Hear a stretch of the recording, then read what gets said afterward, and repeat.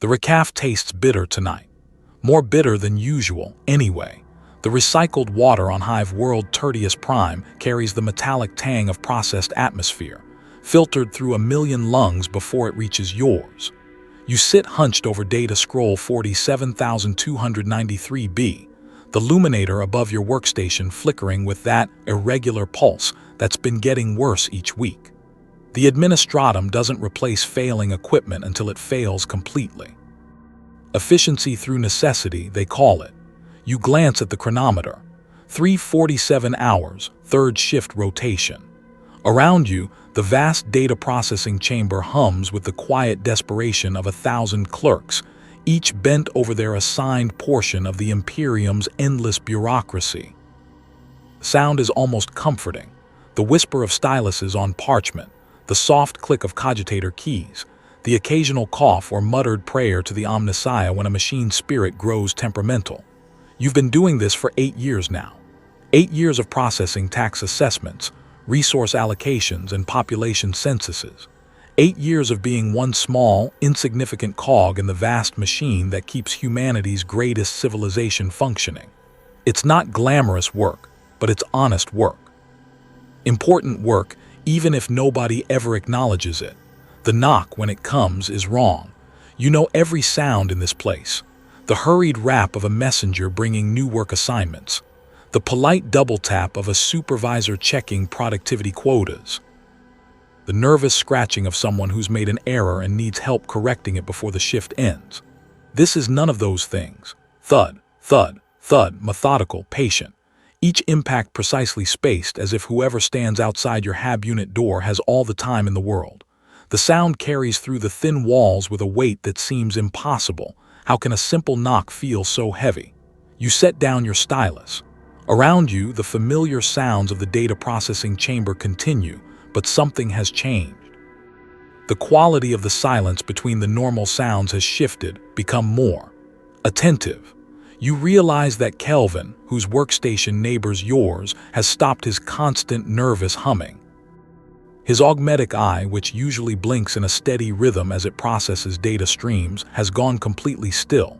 Thud, thud, thud, the knock repeats. Exactly the same interval, exactly the same force. Like a countdown to something you can't name but instinctively fear. You stand slowly, your chair creaking with the sound of cheap plasteel under stress. As you move, you become aware of how quiet the chamber has become. Not completely silent. The machines still hum, the air recyclers still wheeze, but the human sounds have diminished to almost nothing. It's as if everyone is holding their breath. The walk to your door feels longer than usual. Each step echoes with a hollow quality, and you notice things you've never paid attention to before. The way the luminator strips cast uneven shadows between workstations. The smell of ozone and incense that seems stronger tonight, cutting through the usual odors of unwashed bodies and machine oil. The way your own breathing sounds unnaturally loud in your ears. You reach the door and pause, your hand hovering over the release mechanism. Through the thin metal you can hear nothing. No shuffling feet, no whispered conversations, no sound of breathing. Whatever stands on the other side is waiting with infinite patience. In our world, when authorities come to your door, there are procedures. Rights, appeals, the assumption that you are innocent until proven otherwise, the comfort of legal systems built on centuries of precedent and the gradual expansion of human dignity. Here, in the 41st millennium, such luxuries are long forgotten. You activate the door release, and it slides open with a pneumatic hiss that sounds like your last breath escaping. 3 figures stand in the corridor beyond. They are massive. Not just tall, but broad, their power armor adding bulk that makes them seem to fill the entire space. The armor is matte black, adorned with silver trim that catches the corridor lighting in sharp, aggressive angles. Where you might expect to see regimental insignia or planetary symbols, there are instead icons that make your eyes water to look at directly, stylized skulls wreathed in flames, books bound in what looks disturbingly like leather, crossed keys over an open eye. But it's the helmet visors that stop your breath entirely. They are mirror-perfect, reflecting your own face back at you with terrifying clarity. You see yourself as they see you, pale, wide-eyed, suddenly very small and very fragile. In that reflection, you look guilty of something, though you can't imagine what. The figure in the center steps forward, and you hear the soft whir of servo motors assisting their movement. When they speak, their voice comes through a vox grill that strips away every trace of human warmth, leaving only cold authority. Citizen designation 7742 Alpha Tertius. By the authority of His Most Holy Inquisition, you will accompany us for questioning. The words hit you like a physical blow. The Inquisition, the name that even hardened Guard veterans whisper with fear. The organization that answers to no one save the Emperor himself, whose agents can command Space Marine chapters, who can order the destruction of entire worlds on suspicion alone. You try to speak, but only a small, strangled sound emerges. The figure tilts their helmeted head slightly, and you catch a glimpse of something metallic at their shoulder. The rosette of the Inquisition, its adamantine surface inscribed with wards against chaos that seem to writhe in your peripheral vision. There must be some mistake, you finally manage to whisper. I haven't done anything, I'm just a clerk. I process data scrolls, I've never. The figure raises one gauntleted hand, and you fall silent immediately. The gesture is gentle, almost polite, but the authority behind it is absolute. Innocence proves nothing, they say, and in those 3 words, you hear the death of every comfortable assumption you've ever held about justice, about fairness, about the basic human right to be left alone if you've done no wrong. You will come with us. It's not a request. As they escort you through the corridors of your hab block, you notice that every door you pass is sealed shut. No curious faces peer out to see what's happening. No one asks questions or offers help. It's as if the entire population has simply vanished. Later, much later, you'll understand that this is intentional, that inquisitorial operations are preceded by careful preparation, by the strategic application of fear that ensures no witnesses and no interference. But right now, all you understand is that you are utterly, completely alone. The transport that waits in the loading bay is unmarked, its hull a matte black that seems to absorb light rather than reflect it. As you're guided inside, you catch a glimpse of the interior, restraint harnesses, medical monitoring equipment, and walls lined with symbols that hurt to look at directly.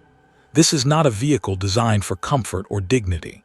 This is a tool, engineered with terrifying efficiency for a specific purpose. The last thing you see before the doors seal shut is your reflection in the window of your hab block's data processing chamber. Inside, your coworkers have returned to their tasks as if nothing has happened. The great machine of imperial bureaucracy continues to function, grinding forward with the inexorable momentum of necessity. You realize, with a clarity that cuts deeper than any blade, that your absence will be noted only as a minor clerical adjustment. Citizen designation 7742 Alpha Tertius. Status updated to unavailable for duty. Replacement processed through standard channels. In the darkness of the transport as it carries you toward a destination you cannot imagine, one terrible truth becomes crystal clear. In the eyes of the Inquisition, innocence is not protection. It is not even relevant. Truth is what they decide it is. The Inquisition. Even the name carries weight that settles in your stomach like lead as the transport carries you through the underhive passages beneath Tertius Prime. To understand what you now face, to comprehend the true scope of your situation, you must first grasp what the Inquisition represents in the hierarchy of imperial power. Imagine, if you can, an organization that operates entirely outside the constraints of law, morality, or accountability. Picture agents who can walk into any room in the galaxy, from the private chambers of planetary governors to the sacred halls of space marine fortresses, and every soul present will kneel in submission. Envision men and women who wield authority so absolute that they investigate themselves, police themselves, and judge themselves with no external oversight whatsoever. This is not theoretical power. This is not the symbolic authority of ceremonial positions. When an inquisitor speaks, worlds burn. When they suspect, populations disappear. When they doubt, entire systems are cleansed of life as a precautionary measure. The transport shudders slightly as it passes through what feels like a blast door, massive, judging by the time it takes to cycle open and closed. You're descending now, deep beneath the Hive City's foundations, into spaces that don't appear on any official architectural plans. The air recycling system carries new scents: ozone from high-powered electronics, the metallic taste of blessed adamantium, and underneath it all, something organic and unsettling that might be incense, or might be something else entirely. Consider the case of Inquisitor Vex of the Ordo Hereticus, whose investigation of a single suspected heretic on the World of Salvation's reach led to the systematic examination of every soul in the system. When the investigation concluded, 17 worlds had been rendered lifeless, their populations determined to carry unacceptable levels of corruption risk. 8,412,000,000 human beings, reduced to statistical adjustments in Imperial records. The Inquisitor's report, filed in triplicate according to proper protocol, noted the operation as regrettably necessary for species continuation. No trials were held, no appeals were filed, no external authority reviewed the decision, because there is no authority above the Inquisition except the Emperor himself, and he has remained silent on his golden throne for 10,000 years. The transport settles to a stop with a pneumatic hiss, but the doors don't open immediately. Through the small viewport, you catch glimpses of the facility you've been brought to, a fortress carved from the living rock of Tertius Prime's foundation, its walls lined with silver tracery that writhes and shifts when you're not looking directly at it. Servoskulls drift through the corridors beyond, their red optical lenses scanning constantly, their vox grills whispering prayers in languages that predate human civilization. You begin to understand something about the people who brought you here. What kind of human being becomes capable of such acts? What psychological transformation is required to order the death of worlds with the same casual efficiency that you once used to process tax assessments? The answer is both simpler and more terrifying than you might expect. They begin as idealists, young men and women with unshakable faith in humanity's essential goodness, recruited from the ranks of the ecclesiarchy, the Imperial Guard, or even ordinary citizens like yourself, who display unusual resistance to psychic influence. They enter the Inquisition's service believing they will protect the innocent and preserve justice in a dark galaxy. And then they see what lies beyond the veil of reality. They witness worlds where chaos cults have taken hold, where children sacrifice their parents to demon princes, where entire populations gleefully embrace damnation if it means a few more moments of pleasure before the inevitable consumption of their souls. They learn that mercy, compassion, and understanding are not just useless against such corruption. They are active vulnerabilities that chaos exploits with surgical precision. Take Inquisitor Eisenhorn, whose documented career provides a perfect case study in this transformation. He began as a Puritan, believing absolutely in the righteousness of imperial doctrine and the possibility of saving everyone who could be saved. His early reports speak of minimal casualties and precision interventions designed to preserve innocent life. 5 decades later, his final reports speak of acceptable losses and necessary sacrifices. He had learned to calculate exactly how many innocent deaths were justified to prevent larger catastrophes. More troubling still, he had learned to sleep soundly after making such calculations. This is not corruption in the traditional sense. This is evolution, the gradual adaptation of human empathy to function in a universe where traditional morality leads inevitably to extinction. The Inquisition doesn't destroy the humanity of its agents. It refines it, distilling it down to its most essential function: the preservation of the species at any cost. The doors finally cycle open, and as you're escorted into the facility proper, You begin to understand your place in this vast machine of calculated cruelty. You are not here because you committed a crime. Crime implies a legal system with defined parameters and predictable consequences. You are here because, somewhere in the vast computational networks that monitor imperial populations, your designation appeared as a statistical anomaly. Perhaps you scored too highly on psychological evaluations for resistance to authority. Perhaps your work performance suggested intelligence beyond your assigned station. Perhaps you simply existed in the wrong place at the wrong time when someone else's investigation created ripple effects through the data networks. The impossibility of proving innocence when guilt is assumed becomes clear as you pass through checkpoint after checkpoint. Each scanner that examines you, each servoskull that records your biometric data, each security station that processes your identity, all are calibrated to detect deviation from baseline human parameters. But what constitutes baseline is determined by algorithms written by people who have never lived normal lives, who have forgotten what innocence looks like in its natural state. You think of your coworkers back in the data processing chamber, bent over their scrolls in the comforting routine of meaningless work. In their ignorance, they are pure. In their compliance, they are safe. But you, simply by being selected for this process, have been contaminated with knowledge. The very fact that you now know the Inquisition exists as more than a distant rumor makes you dangerous. Knowledge is the first corruption. Questions are the second. Doubt, even doubt about your own innocence, is the third. As you're processed through intake procedures that feel more like medical examinations than administrative processes, you overhear fragments of conversation between your captors.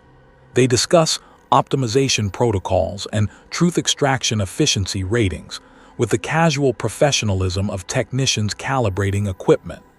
When they mention the subject, you realize with a shock that they're referring to you. You have already ceased to be human in their perception.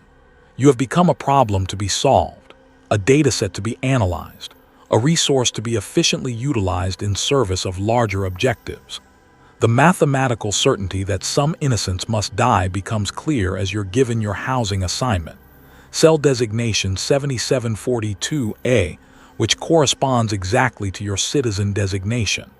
This is not coincidence. This is systematic processing, designed to handle vast numbers of subjects with industrial efficiency.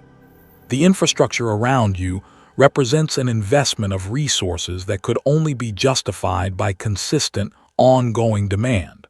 They have built this place because they need it. They need it because the mathematics of survival in the 41st millennium require a constant supply of subjects for testing, calibration, and procedural refinement. The needs of the many, all of humanity scattered across a million worlds, outweigh not just your life, but the lives of everyone who has walked these corridors before you. As you're sealed into your cell, the final piece of understanding slots into place with the cold precision of a weapon being loaded. You are not the victim of a mistake or a miscarriage of justice. You are a component in humanity's survival apparatus, selected for testing, because the survival of the species depends on understanding exactly how human beings break, how they resist, and how they can be rebuilt into more useful forms. The servoskull that hovers outside your cell door records your every breath, every heartbeat, every micro-expression. Not for cruelty's sake, but for data. Your fear, your confusion, your desperate attempts to maintain dignity and sanity, all of it feeds into analytical systems that will use your responses to refine techniques for use on future subjects. In the distance, you hear sounds that might be screaming, or might be prayers, or might be both. Other voices, other souls being processed through this same system of necessary horror. The architecture of absolute authority is not built from steel and adamantium alone. It is built from the accumulated suffering of individuals like yourself, each one adding their small contribution to the vast structure that keeps humanity alive in a universe that wants nothing more than to devour it completely. The Emperor protects, they say. But what they never say, what you are only now beginning to understand, is what he protects us from. And at what cost? Time ceases to have meaning when you cannot measure its passage. You've been in this cell for how long? Your body insists it's been days. You've slept 3 times, though sleep is perhaps too generous a term for the fitful unconsciousness that claims you when exhaustion overwhelms terror. You've received nutrition paced through the slot in the wall 7 times, though the intervals seem deliberately irregular. Sometimes it arrives when you're ravenous with hunger, sometimes when you have no appetite at all. But your mind insists it's been years, decades, lifetimes of sitting in this precisely calculated space, these walls that are too close together to allow comfortable movement but too far apart to provide any sense of security or enclosure. The cell itself is a masterwork of psychological engineering. Every dimension has been carefully calculated for maximum impact on the human psyche. The walls are blessed adamantium, inscribed with wards that serve a dual purpose. They prevent the influence of chaos, yes, but they also prevent hope. The symbols seem to watch you, their geometries designed to create subtle optical effects that keep your nervous system in a state of low-level agitation. The single luminator above never dims, never wavers. Constant, unforgiving light that makes proper sleep impossible and turns every moment into a harsh examination of your circumstances. You've tried covering your eyes with your hands, but the light seems to penetrate even that barrier, as if it's not entirely physical light but something more fundamental, illumination that reaches directly into your consciousness.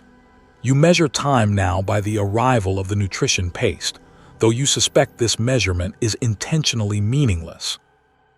The paste itself is precisely calculated, enough nutrients to maintain your health, but flavored with something that makes eating an act of will rather than pleasure. It tastes like absence, like the memory of food rather than food itself. But it's the sounds that slowly drive you toward the edge of madness. Distant screaming drifts through the walls at irregular intervals, or at least, you think it's screaming. The acoustics of this place are strange, designed to carry certain frequencies while dampening others. Sometimes what you hear might be voices raised in prayer. Sometimes it might be the operational sounds of machinery. Sometimes you're not sure if you're hearing anything at all, or if your mind is generating sounds to fill the oppressive silence.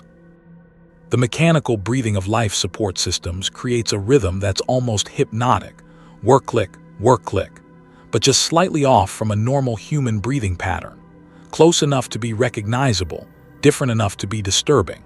You find yourself trying to synchronize your own breathing with the sound, then catching yourself and forcing your lungs back into their natural rhythm.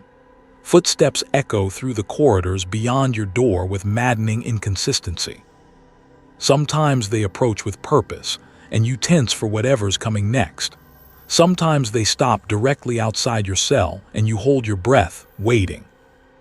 Then they continue on, leaving you to wonder if they were ever meant for you at all, or if your incarceration is so routine that the staff doesn't even acknowledge your existence as they go about their daily tasks.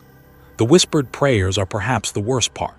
Other prisoners, though you're not sure if that's the right term for what you all are, speak to themselves in the cells around you. At first, you strain to understand the words, hoping for information, for comfort, for simple human connection. But as the hours pass, you realize that many of these voices aren't speaking to the Emperor or asking for divine intervention. They're confessing. Streams of guilt pour from neighboring cells in languages you recognize and languages you don't. Admissions of crimes both mundane and horrific, delivered in broken whispers that suggest these speakers have moved far beyond any hope of redemption. You hear someone recounting how they once harbored doubt about an imperial decree.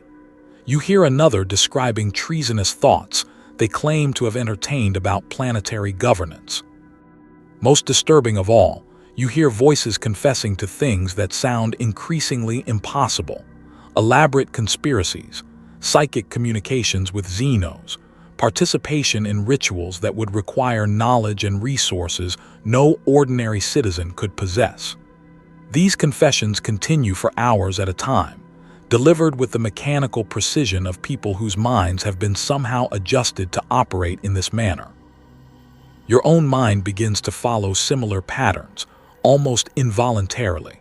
You find yourself reviewing every moment of your life, searching for the transgression that brought you here. That time you questioned why the monthly tithes kept increasing while rations got smaller. That moment when you wondered aloud why the ecclesiarchy needed so many golden ceremonial items while the workers subsisted on recycled protein. That instant when you felt a flash of resentment about working triple shifts to meet quotas that seemed designed to be impossible. Surely one of these thoughts, one of these tiny moments of doubt or frustration, must have triggered the algorithms that identified you as a threat. Surely there must be some logic to your selection, some pattern you can identify and understand. But the more you search your memories, the more you realize how ordinary you are, how completely unremarkable your life has been, how few opportunities you've had for the kind of significant transgression that might warrant inquisitorial attention. This realization is somehow more terrifying than discovering actual guilt would have been. If they can select someone as thoroughly innocent as yourself for processing, then anyone can be selected, at any time, for any reason, or for no reason at all. Sleep, when it comes, brings no relief. Your dreams are filled with images of the facility around you, corridors that stretch beyond the boundaries of physical possibility, chambers filled with equipment whose purpose you can only guess at, and always, the sound of that mechanical breathing, counting down to something you can't name. You wake to find that your hands are shaking, even when you're trying to hold them still. The constant low-level stress has begun to affect your body in measurable ways. Your muscles have forgotten how to fully relax. When you try to stretch or exercise in the limited space available, your movements feel clumsy and uncoordinated, as if your nervous system is operating at reduced efficiency. The taste of metal in your mouth grows stronger each day. It might be fear. You've heard that extreme stress can create strange sensations. Or it might be something in the air itself, some byproduct of the facility's operations that you're breathing with every breath. The recycled atmosphere carries strange undertones that seem to change depending on your emotional state. Through the tiny gaps around your door, you occasionally glimpse equipment being wheeled past in the corridors beyond. Servo arms folded into transport configurations. Tanks filled with liquids whose colors shift in ways that hurt to observe directly. Tables with restraint systems that look both medical and ceremonial. All of it moves with the quiet efficiency of routine operations, prepared and transported by figures in dark robes whose faces you never quite see clearly. Sometimes other prisoners are returned to their cells after these preparations have moved past. You hear them being escorted through the corridors, but the quality of their movement is different. Their footsteps have lost the irregular patterns of human gait. They move with mechanical precision as if they've been somehow optimized for a specific function. When they speak, if they speak at all, their voices carry the same empty quality as the nutrition paste. The waiting is not passive time. It is active torture, a carefully orchestrated assault on your psychological defenses designed to break down your resistance before any physical intervention becomes necessary. Every aspect of your environment has been calculated to produce specific effects on human consciousness. The isolation forces you to turn inward to question yourself, to search for guilt where none exists. The uncertainty makes it impossible to prepare for what's coming. The sensory deprivation and overload create a state of hypervigilance that exhausts your nervous system's ability to distinguish between real and imaginary threats. You begin to understand with dawning horror that this waiting period is not preparation for the real interrogation. This is the real interrogation. They are learning everything they need to know about you simply by observing how you respond to calculated stress. Your breaking point, your psychological vulnerabilities, your coping mechanisms, your deepest fears, all of it is being mapped and documented by systems you cannot see. The servoskull outside your door has not moved in all the time you've been here, but its optical lens tracks your every movement with mechanical precision. It sees you when you try to exercise away the tension. It sees you when you curl into a corner and try to make yourself smaller. It sees you when you pace the limited floor space like a caged animal. It sees you when you break down and weep for reasons you can't articulate. And it records everything. You realize, with the kind of clarity that comes only in moments of absolute despair, that they want you broken before they even begin the formal process. They want you arriving at the interrogation chamber already defeated, already desperate, already willing to say or do anything if it means the waiting will finally end. Because the waiting itself is part of the torture. They want you broken before they even begin. They come for you during what your body tells you is sleep cycle, though the eternal light makes such distinctions meaningless. The sound that wakes you is not the mechanical breathing you've grown accustomed to or the distant prayers of other prisoners, but something new, the whisper-soft whir of servo motors moving with purpose. 3 figures enter your cell, their movements coordinated with the precision of a surgical procedure. They wear robes the color of dried blood, and their faces are hidden beneath hoods that seem to absorb light rather than simply blocking it. When they speak, their voices carry the flat, emotionless quality of people who have performed this same task thousands of times before. Subject 7742, you will comply with extraction protocols. Compliance is not optional. The restraints they apply are not crude shackles but sophisticated devices that interface directly with your nervous system. You feel the sharp bite of injector needles as they penetrate your skin, delivering substances that make your muscles relax while keeping your mind terrifyingly alert. Your body becomes a passenger in the transport of your consciousness, able to feel everything but unable to resist. The journey through the facility's corridors reveals architecture you couldn't have imagined from the confines of your cell. The walls are lined with silver tracery that moves with serpentine grace, following patterns that seem to shift depending on the angle of observation. Servoskulls drift overhead like mechanical cherubim, their optical lenses tracking your passage, while their vox grills whisper prayers in high Gothic that sound more like mathematical formulas than supplications. The interrogation chamber, when you finally reach it, is both more and less than your fevered imagination had constructed during the endless hours of waiting. It's clinical in its precision, almost medical in its aesthetic. Chrome surfaces reflect your terrified face from multiple angles, creating a kaleidoscope of fear that surrounds you completely. The ceiling is dominated by servo arms that hang like the limbs of a sleeping metal spider, each one equipped with tools whose purposes you can only guess at. But it's the efficiency of the space that truly unsettles you. Every surface serves multiple functions. Every piece of equipment is positioned for optimal access. Every angle of the lighting is calculated to eliminate shadows while ensuring that nothing, absolutely nothing, can be hidden from observation. This is not a chamber designed for cruelty's sake. This is a laboratory, engineered for the systematic extraction of information with scientific precision. The figure who will conduct your interrogation is not the Inquisitor themselves. You learn quickly that you are not important enough to warrant their personal attention. Instead, you face a tech adept whose specialization is biomechanical interface, their body more machine than flesh after decades of augmentation. When they speak, their voice emerges from vox grills that have replaced their original throat, stripped of every trace of human warmth or inflection. I am Interrogator Nexus 7. You are specimen 847,293 in my operational record. Your biological systems will be optimized for truth output according to established protocols. They speak about your body as if it were a machine to be calibrated, a device whose settings need adjustment to achieve peak performance. Their clinical detachment is perhaps more terrifying than sadism would have been. There is no personal investment in your suffering, no emotional satisfaction derived from your pain. You are simply a problem to be solved using established methodologies. The technology that surrounds you represents 10,000 years of accumulated expertise in the field of information extraction. Pain amplifiers that can make the slightest touch feel like being flayed with molecular wires. psychic resonators that turn your own thoughts into weapons against your conscious mind.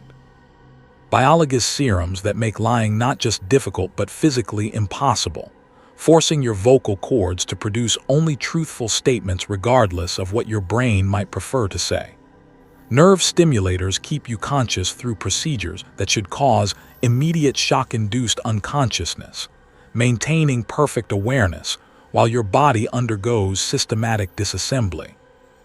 The flensing tools themselves are works of art, monomolecular edges that can separate skin from muscle with surgical precision, peeling away layers of flesh while leaving nerve networks intact and functional.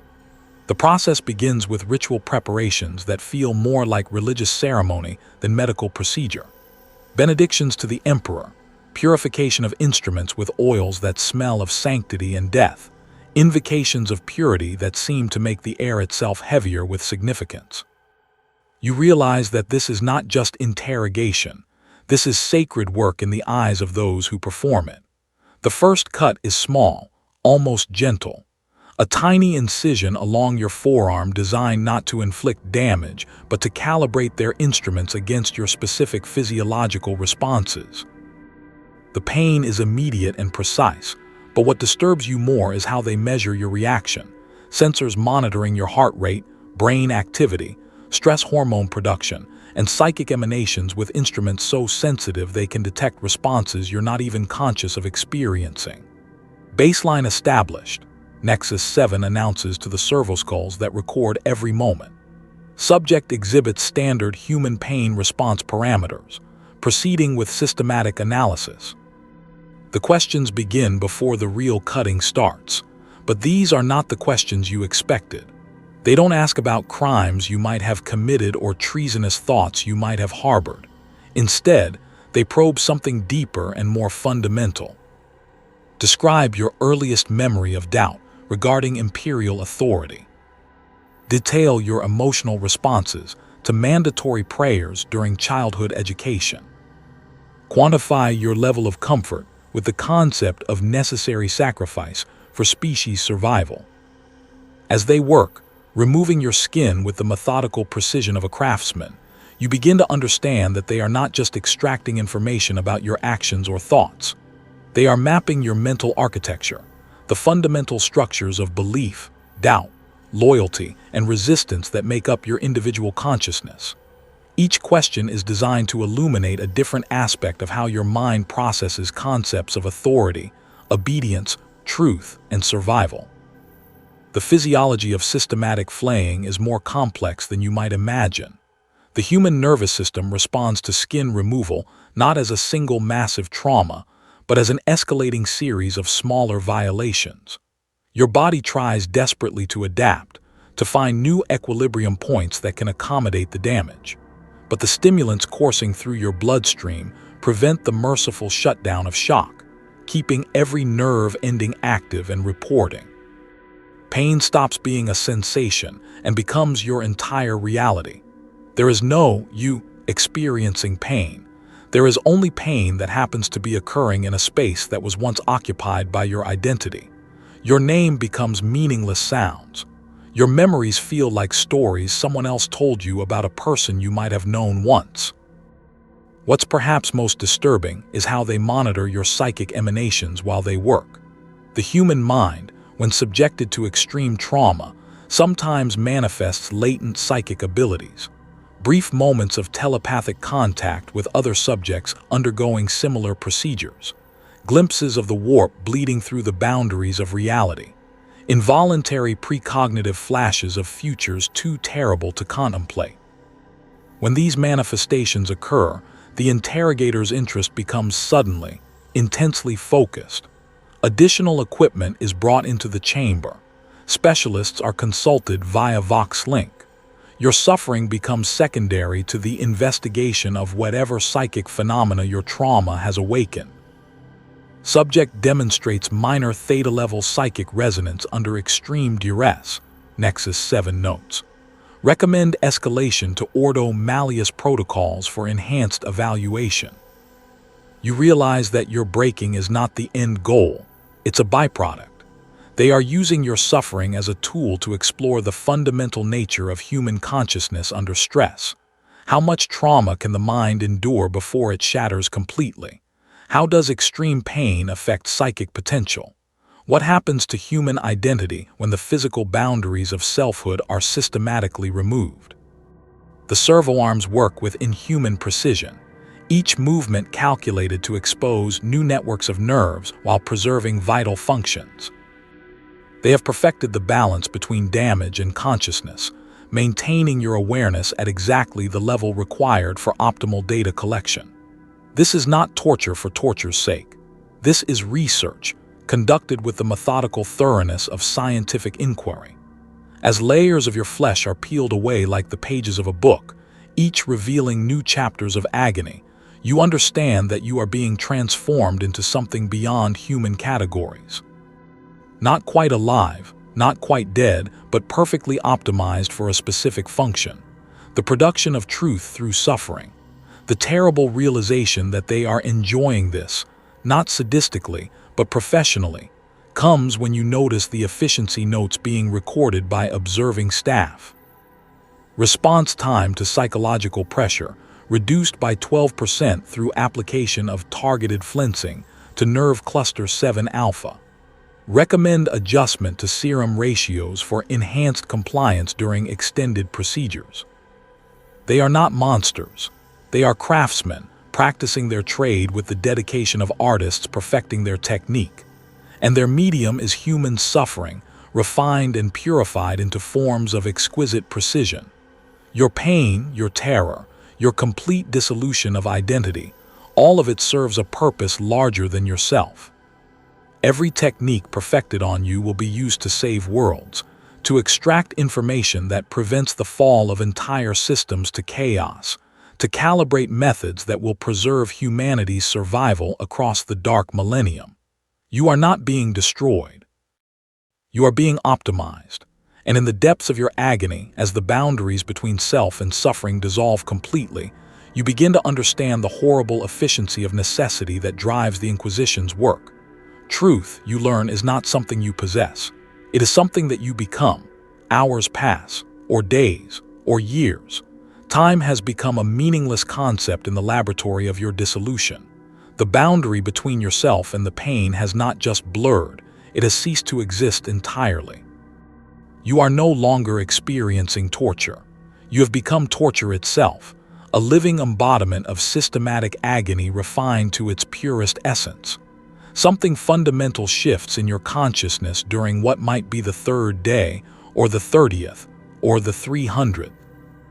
The coherent stream of you, the continuous narrative of identity that has defined your existence for every moment since birth, suddenly fragments into disconnected islands of awareness floating in an ocean of pure sensation. The memory cascade begins without warning.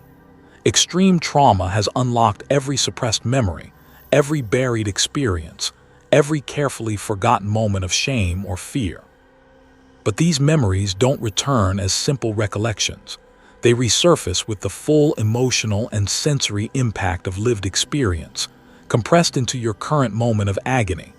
You are 5 years old, cowering in the Hab Block's prayer alcove while your parents argue about ration distributions.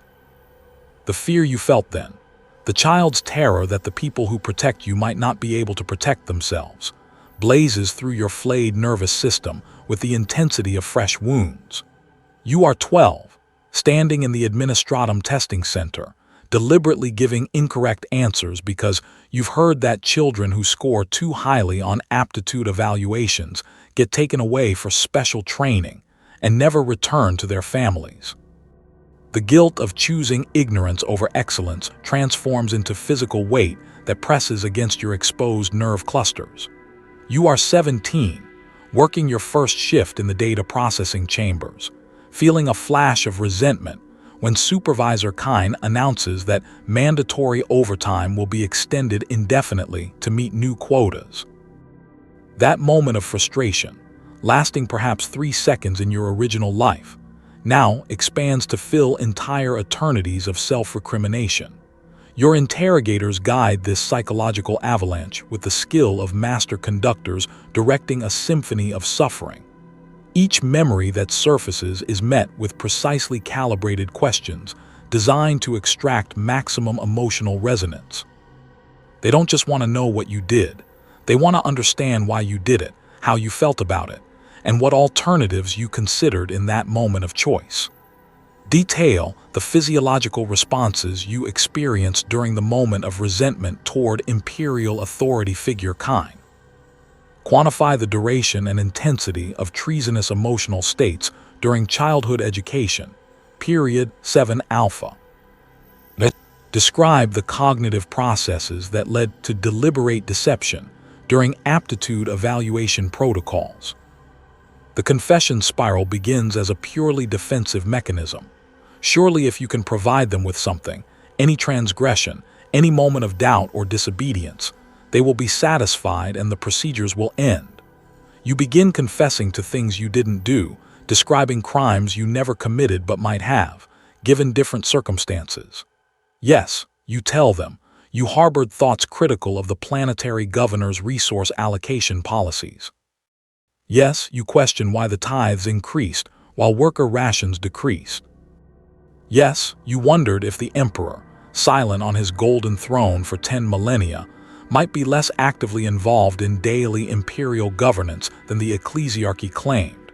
But these confessions only intensify their interest. Each admission leads to more detailed questioning, more sophisticated techniques applied to extract deeper layers of truth. They map the networks of everyone you've ever known, building cases against people based on your pain-induced fantasies about what they might have thought or done in private moments. Then you begin confessing to things you thought about doing. That moment when you considered, accidentally, damaging the data scroll that contained evidence of your neighbor's minor tax discrepancy. That instant when you wondered what would happen if you simply walked away from your workstation and never returned. That brief fantasy about what life might be like on one of the pleasure worlds you'd heard whispered about. Worlds where citizens didn't work triple shifts to meet impossible quotas. These thought crimes receive even more attention than your invented actions. The interrogators probe each fantasy with surgical precision, exploring not just what you imagined but why you imagined it, what psychological needs these forbidden thoughts were attempting to satisfy. Finally, in the deepest stages of your unraveling, you begin confessing to things that exist only in the fevered landscape of your breaking mind. Elaborate conspiracies you supposedly participated in but have no memory of planning. Secret communications with xenospecies you've never encountered. Participation in rituals dedicated to chaos gods whose names you learned only moments before confessing to serving them. These impossible confessions fascinate your interrogators most of all. They represent the point at which your conscious mind has completely abandoned its connection to objective reality, creating elaborate fictions to satisfy the demand for greater and greater revelations of guilt. In these fabricated memories, you find a strange kind of relief. Finally, you have something worthy of the treatment you're receiving. Your identity dissolves by degrees, like sugar stirred into hot recaf. First, your name becomes just sounds, syllables that someone told you were important but carry no inherent meaning. Then your memories feel like stories someone else told you about a person you might have known once. Your childhood, your work, your hopes and fears and dreams, all of it transforms into narrative content that happened to someone else, somewhere else, in a different reality entirely. The terrifying freedom of having nothing left to protect settles over you like a shroud. When identity disappears, so does the instinct for self-preservation. When you no longer remember who you are, you cannot remember why maintaining any particular version of truth might be important. The questions change as you reach this state of complete dissolution. No longer asking what you did, now probing what you might do, what weaknesses future enemies could exploit, what vulnerabilities exist in human nature itself that chaos might leverage against the species. Given complete freedom from imperial oversight, detail the actions you would pursue. Describe the maximum level of personal suffering you would inflict on others to preserve your own existence. Quantify the circumstances under which you would willingly serve chaos powers in exchange for cessation of current distress. These are not questions about your individual character. They are experiments in human nature itself, using your dissolved consciousness as a laboratory for exploring the fundamental weaknesses that make humanity vulnerable to corruption. Your answers, extracted from a mind no longer capable of self-deception, provide data about the species as a whole. Psychic phenomena manifest more frequently as your consciousness fragments. Brief, terrifying moments of telepathic contact with other victims undergoing similar procedures throughout the facility. You feel their agony as if it were your own, experience their memories as fragments of your own dissolving identity. For moments that might be seconds or centuries, you exist as part of a collective consciousness formed entirely from shared suffering. Glimpses of the warp bleed through your shattered awareness, visions of impossible geometries, colors that have no names, entities that exist outside the boundaries of rational thought. Your interrogators monitor these manifestations with instruments that detect psychic emanations too subtle for normal human senses to perceive. When these episodes occur, additional specialists are consulted. Figures in different robes enter the chamber, carrying equipment that makes the air itself feel heavier with significance. They measure your psychic emanations, record the specific trauma states that trigger supernatural awareness, and document how extreme suffering affects humanity's connection to the immaterial realm. The flesh artist's craft reaches its peak during these final stages. Your body has become a canvas of anatomical education, each layer of removed skin revealing new networks of nerves to stimulate, new pressure points to exploit, new methods of maintaining consciousness while systematically removing everything that makes existence bearable. They preserve your vital functions through techniques that border on the miraculous, chemical cocktails that prevent blood loss, nerve stimulators that override your body's attempts to shut down from shock, respiratory assistance that keeps oxygen flowing to your brain even when natural breathing becomes impossible. The terrible artistry lies not in causing pain, but in controlling it, modulating the intensity and character of your suffering with the precision of a musician playing a complex instrument. Each adjustment produces different types of information, different categories of truth extracted from the deeper levels of your consciousness. False revelations feel more real than actual memories. In your extremity, you begin to believe you remember being a heretic from childhood, planning elaborate acts of treason that would have been impossible for someone with your limited access and knowledge. These fabricated memories carry emotional weight that your real past cannot match. They feel true in ways that truth itself no longer does. The relief of having something, anything, to confess becomes its own form of addiction. Each revelation brings a momentary reduction in immediate suffering, training your dissolving mind to generate increasingly elaborate fictions in pursuit of any brief respite from the constant agony. But even these fabricated confessions are not enough to satisfy the systematic thoroughness of the process. Each lie you tell about yourself becomes the foundation for new questions, more sophisticated techniques, deeper exploration of the mechanisms by which human consciousness can be manipulated into producing desired outputs. You realize, in whatever fragments of awareness still function as you, that your breaking is not the endpoint of this procedure. It is the beginning.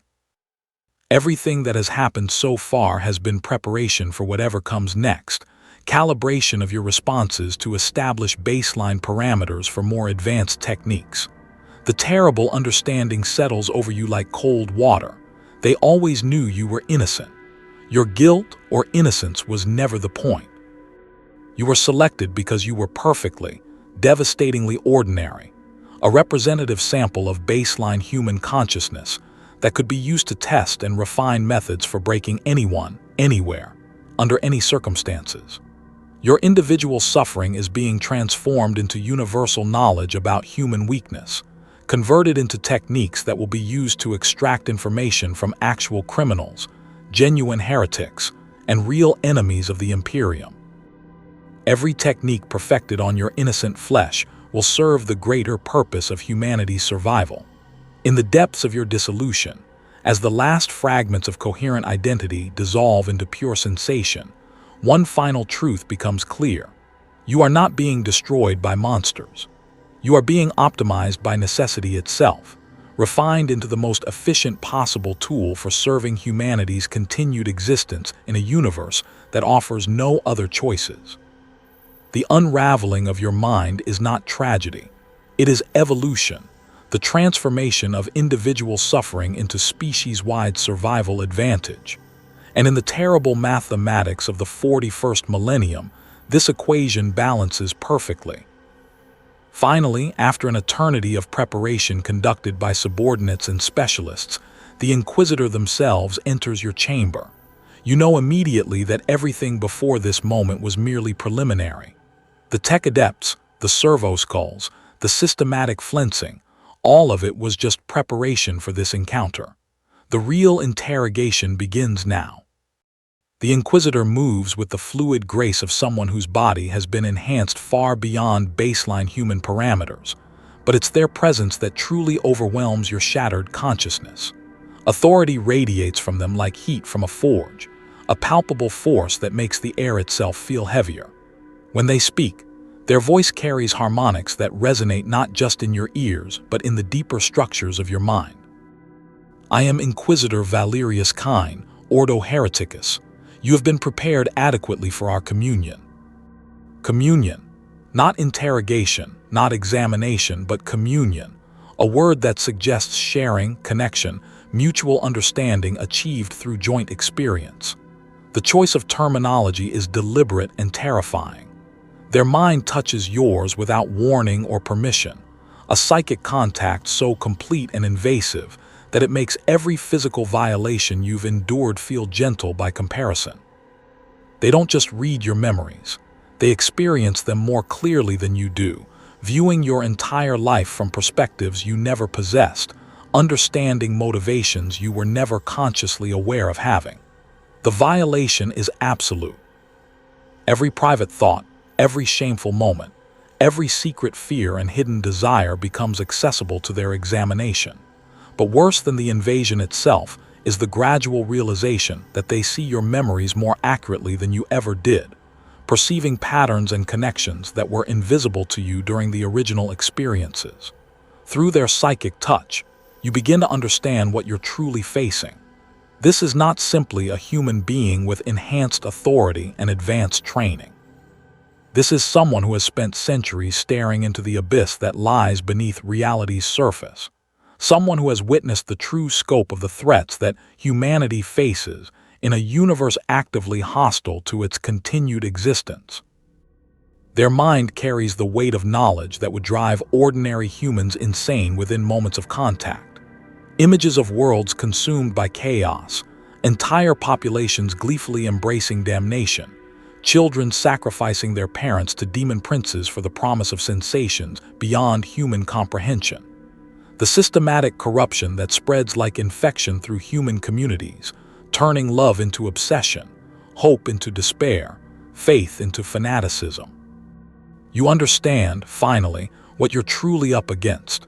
The questions they ask pierce directly to the core of human nature itself. Not what you've done, but what humanity's enemies would want you to do. Not what you believe, but what weaknesses exist in human psychology that chaos could exploit generations from now. They're not just interrogating you, they're interrogating the fundamental vulnerabilities that make the human species susceptible to corruption. Detail the circumstances under which you would sacrifice others to preserve your own existence. Describe the maximum level of suffering you could witness without taking action to prevent it. Quantify the degree of authority required to compel your willing participation in acts you currently consider immoral. These questions probe for corruption potential that exists in every human soul, the tiny fractures in moral certainty that can be widened into chasms through which damnation flows. They test not your current loyalty, but your capacity for future betrayal under circumstances you cannot currently imagine. The theological dimension of your suffering becomes clear as Inquisitor Kine begins to explain the cosmic significance of what you're experiencing. Your agony, they inform you, serves the Emperor directly. Each scream is a prayer offered to the Golden Throne, each cut a sacred ritual that strengthens the barriers between reality and the warp.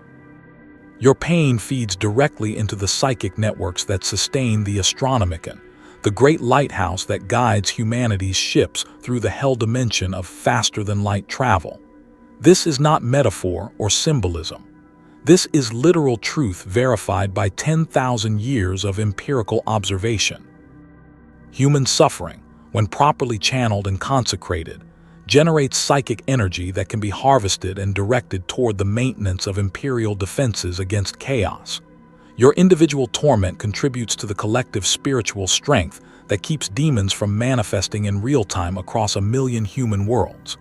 The crushing understanding that your agony has cosmic significance represents a form of honor that few imperial citizens ever achieve. Your suffering matters.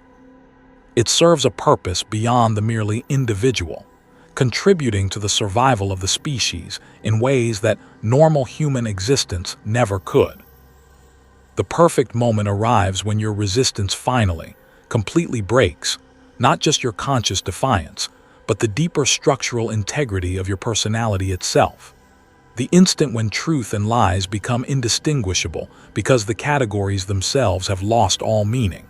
The moment when you would betray anyone, anything, any principle or belief or person you ever claimed to love, if it would make the suffering stop for even a few seconds. This moment is what Inquisitor Kine has been waiting for. Not your breaking itself, but the precise mapping of how you break. The exact sequence of psychological and physical pressures required to reduce a specific type of human consciousness to its component elements. Your dissolution provides invaluable data about the breaking points of ordinary imperial citizens, information that will be used to calibrate techniques for future applications. Other inquisitorial staff observe the procedure with the focused attention of students learning from a master practitioner. They take detailed notes on technique refinement, document the effectiveness of various approaches, discuss potential improvements to the process in voices that carry no trace of emotion or moral consideration. You have become a teaching aid, your suffering transformed into educational content for the next generation of interrogators. Note the subject's response to combined psychic and physical pressure at timestamp 847. 3. One observer records. Recommend adjustment to serum ratios for enhanced compliance during extended procedures on similar personality types. Psychological architecture suggests standard hive world conditioning. Another notes. Apply lesson protocols to future subjects from similar socioeconomic backgrounds. The casual way they discuss improvements to the process while your consciousness dissolves around them reveals the true scope of what you're experiencing. This is not exceptional cruelty or unusual punishment. This is routine maintenance of imperial security protocols, performed with the methodical thoroughness of any other administrative function. Your transformation from person to procedural example is complete. In their perception, you have ceased to exist as an individual human being and become instead a source of data about human behavior under controlled conditions of extreme duress. The final understanding arrives like a blade between your ribs. They always knew you were innocent.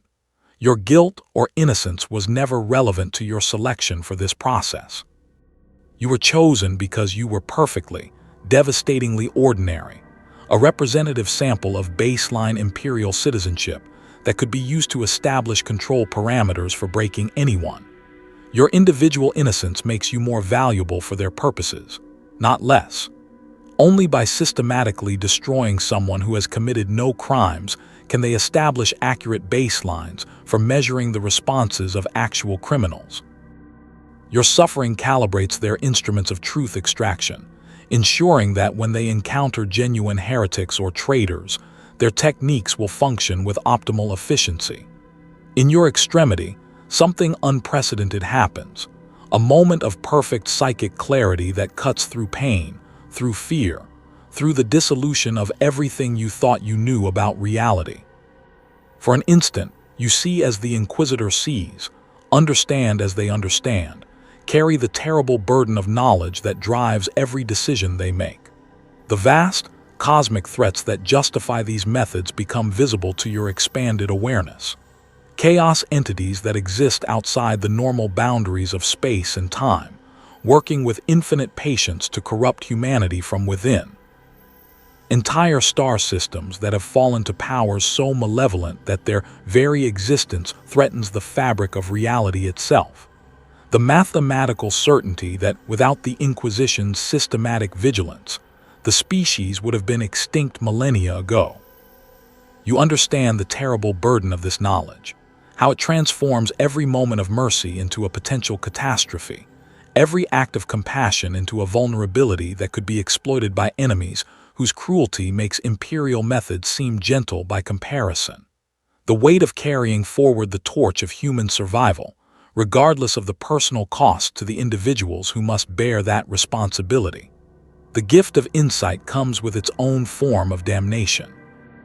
Once you have seen the true scope of what threatens humanity's continued existence, innocence becomes impossible. Once you understand why such methods are necessary, complicity becomes inevitable.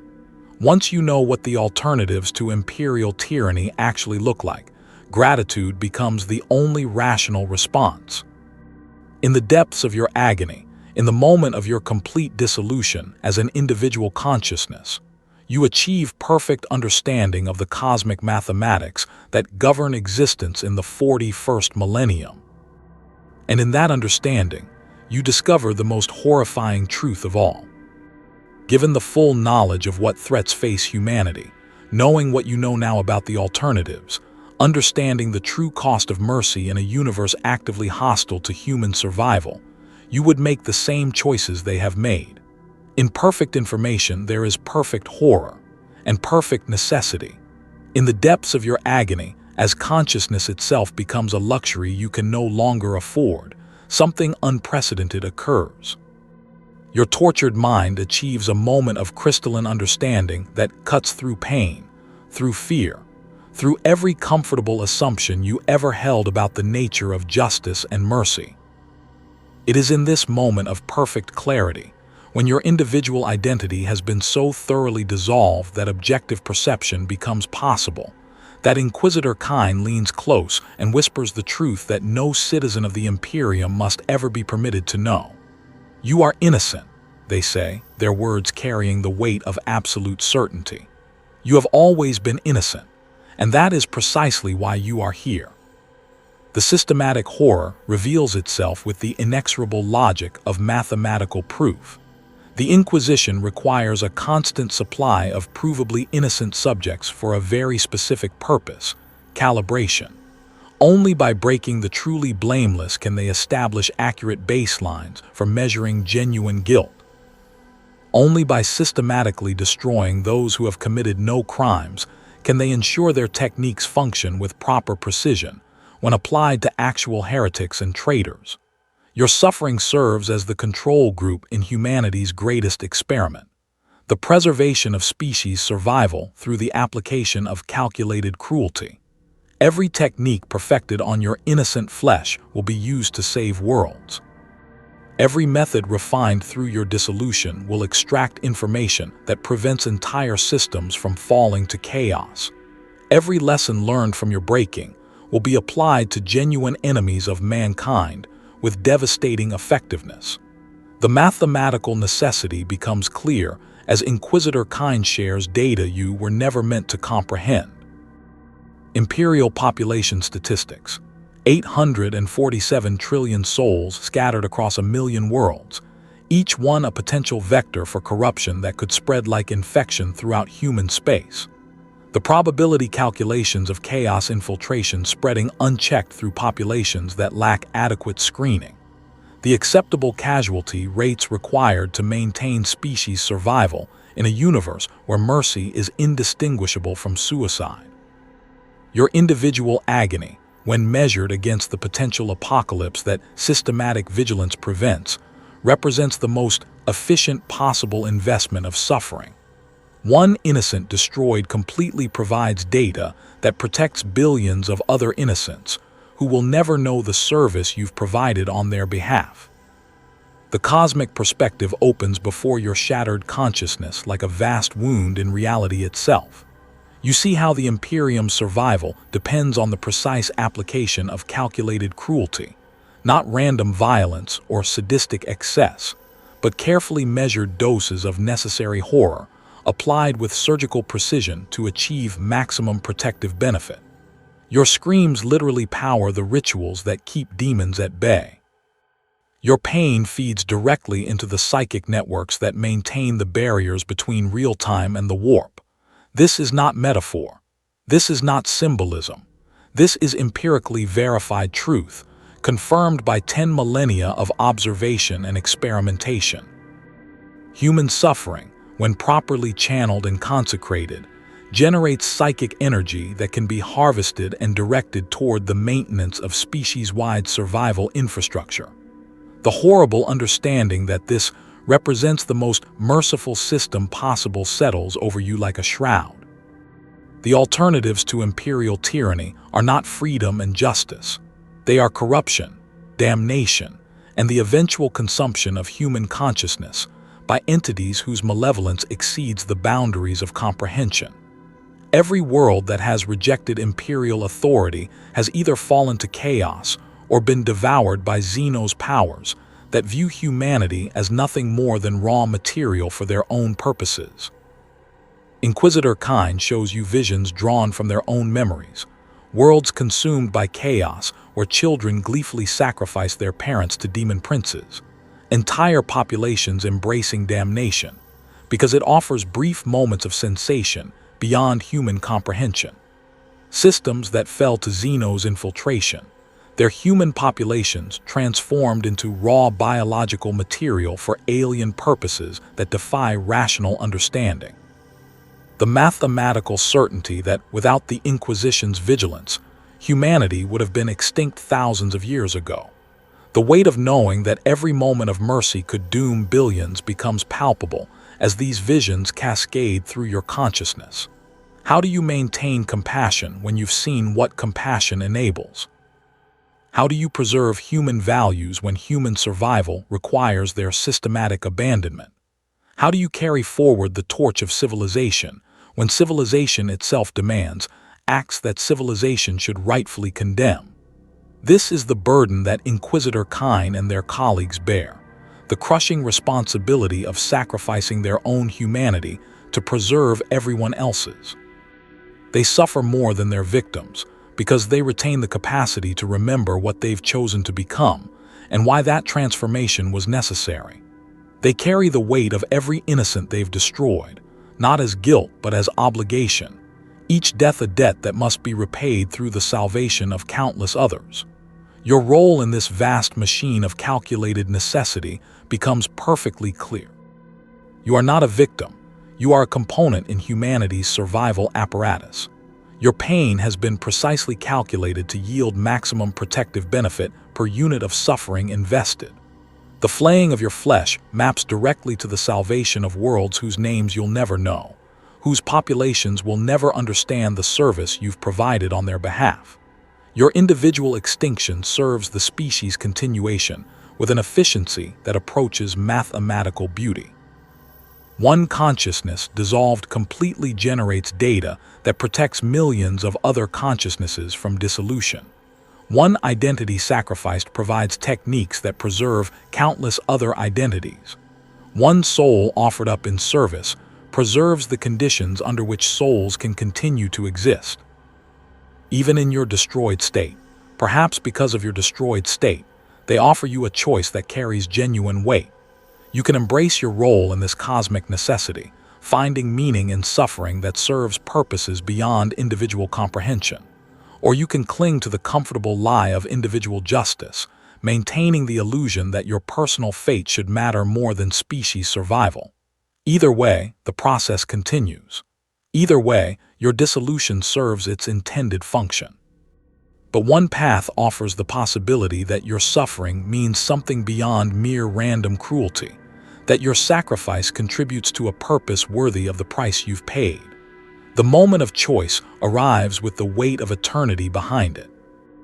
And in that moment, as your individual identity flickers like a dying candle in the vast darkness of necessary horror, you understand the most terrifying truth of all. Given the full knowledge of what threatens humanity's continued existence, knowing what you know now about the alternatives to imperial methods, understanding the true mathematics of survival in a universe actively hostile to human consciousness, you would make the same choice they have made. You would select the innocent for breaking. You would perfect techniques of systematic cruelty. You would sacrifice individual justice on the altar of species survival, because the alternatives are so much worse that comparison becomes meaningless. In perfect information, there is perfect horror. In complete understanding, there is complete complicity. In absolute knowledge of necessity, there is absolute acceptance of what necessity demands. The final revelation settles over you like dark water closing over your head. The most horrifying truth is not that such choices must be made, but that once you understand why they must be made, you discover that you are capable of making them yourself. The Inquisition doesn't corrupt its agents. It simply shows them enough truth that corruption becomes indistinguishable from enlightenment, cruelty becomes indistinguishable from mercy, and damnation becomes indistinguishable from salvation. In the end, there is only necessity, and necessity, in the 41st millennium, wears the face of calculated horror refined to its most efficient possible form. The kindness of damnation lies not in the suffering it inflicts, but in the meaning it provides. Your pain serves the Emperor. Your dissolution serves humanity. Your sacrifice serves the continuation of consciousness itself in a universe that wants nothing more than to devour it completely. And in that service, even the most complete destruction can become, in its own terrible way, a form of salvation. Whether you survive the process or not becomes irrelevant. Individual stories end, but their implications ripple outward through the broader narrative of human survival in the 41st millennium, becoming part of something larger and more terrible than any single consciousness could contain. Your specific fate, death, madness, transformation into a broken servitor, or some combination of all three, is merely a statistical outcome recorded in inquisitorial databases that track the efficiency of various truth extraction methodologies. What matters is not your continuation as an individual, but the knowledge derived from your dissolution, the techniques refined through your suffering, the data harvested from your systematic destruction. The philosophical wound that such methods inflict upon humanity's collective soul runs deeper than individual trauma. When the preservation of human life requires the systematic abandonment of human values, what does it mean to be human? When species survival demands the calculated application of individual cruelty, how do we distinguish ourselves from the monsters we fight? When the mathematics of necessity justify any action that serves the greater good, what prevents us from becoming the very evil we seek to defeat?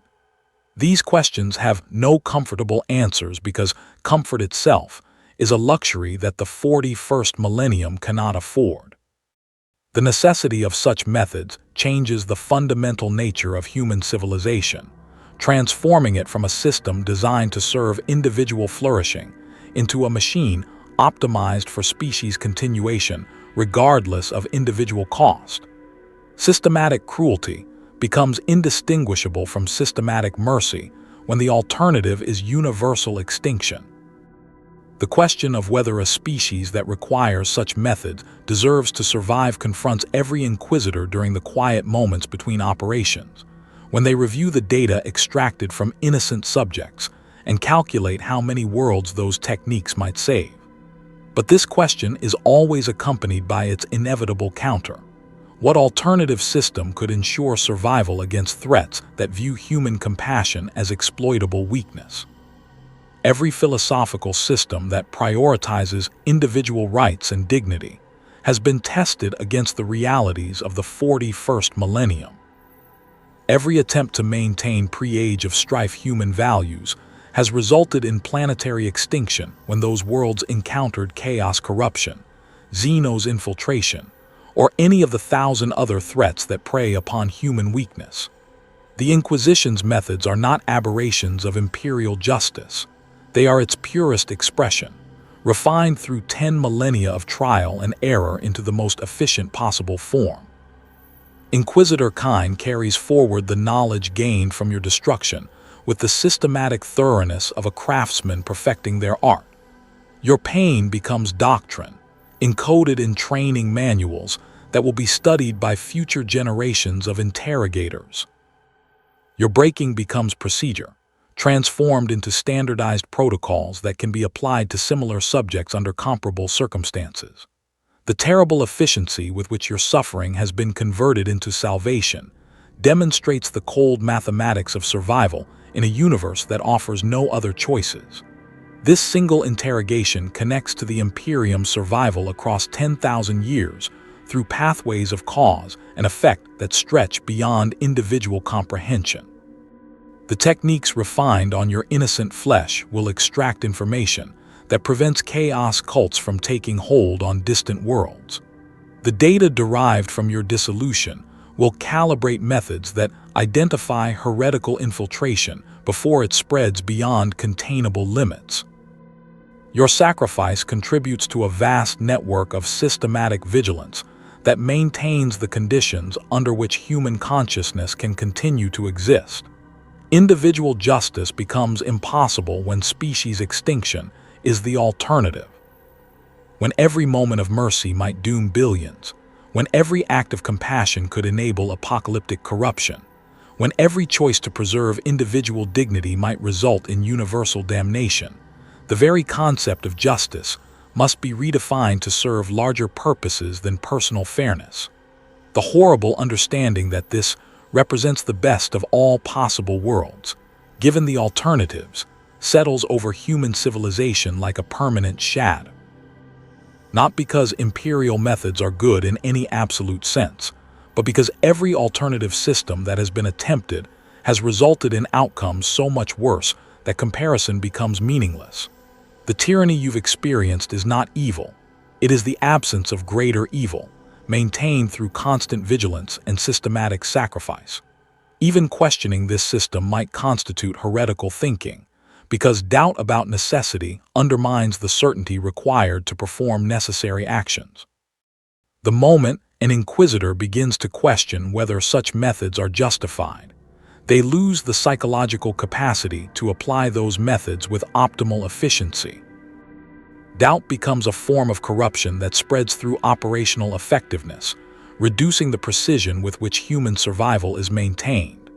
The eternal question that haunts every citizen who glimpses behind the veil cannot be answered, only lived with.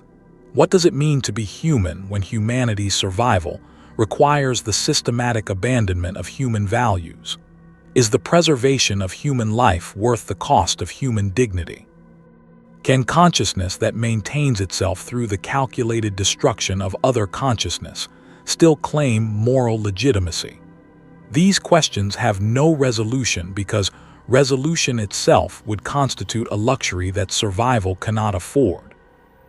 They exist as permanent wounds in the human psyche, reminders of the price that must be paid for continued existence in a universe actively hostile to everything human consciousness represents. The final meditation settles over imperial civilization with the weight of geological time. In the grim darkness of the far future, there is only war, and the terrible recognition that this war is not between good and evil, but between different forms of necessary evil.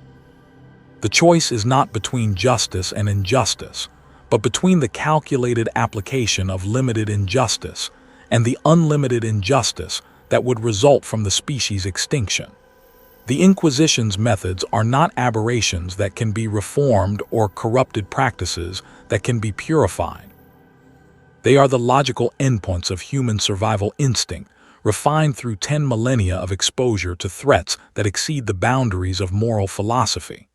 Every technique they employ, every protocol they follow, every systematic cruelty they apply has been tested against the alternatives and found to be the most efficient possible method of maintaining species continuation. The story ends, but its implications follow into our own world with disturbing persistence. How different are our own systems of necessary cruelty? What would we sacrifice to preserve everything we love? How close are we to becoming the monsters we think we'd never become, when faced with threats that make monsterhood indistinguishable from heroism? The lingering horror is not that such choices might be required, but that once we understand why they might be required, we discover capabilities within ourselves that we never suspected existed. The capacity to calculate acceptable losses, the ability to justify individual suffering in service of collective survival, the willingness to become complicit in systematic horror if the alternatives are systematic annihilation.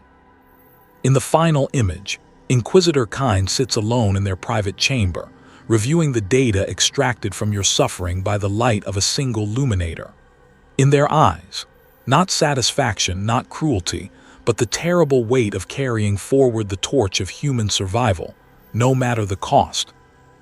They close your file and reach for the next case folder, the next necessary victim, the next calculated cruelty that will buy humanity another day of continued existence. The Emperor protects, the saying goes, but the question that haunts every citizen who glimpses behind the veil remains unanswered and perhaps unanswerable. Protects us from what? And at what cost to the very thing being protected?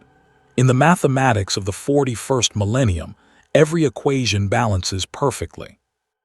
Every input of suffering produces its calculated output of survival. Every sacrifice of individual dignity preserves the conditions under which dignity can theoretically continue to exist.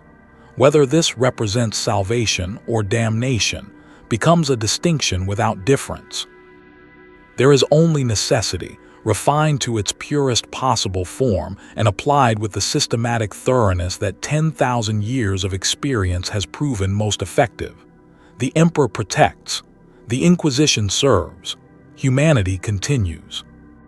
And in the dark between the stars, the great machine of calculated survival grinds forward into another millennium of necessary horror, each component functioning exactly as designed, each sacrifice serving its intended purpose, each act of systematic cruelty contributing to the preservation of the one thing in the universe worth preserving, the continuation of human consciousness itself, regardless of what that consciousness must become to survive. In the grim darkness of the far future, there is only war. And in that war, the greatest victory is not the defeat of enemies, but the preservation of the capacity to recognize that victories and defeats are meaningless distinctions when measured against the simple, terrible necessity of continuing to exist in a universe that wants nothing more than to make existence impossible. The Emperor protects. The question is whether we can survive what he protects us from becoming.